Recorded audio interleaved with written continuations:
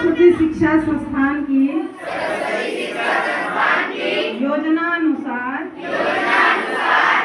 किशोर बाल शिशु एवं कन्या भर्ती के लिए पदाधिकारी के रूप में चयनित हुआ हूँ। मैं अपने पद पर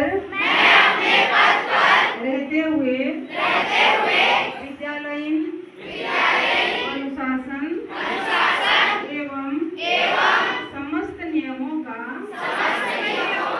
पालन करूंगी। विद्यालय द्वारा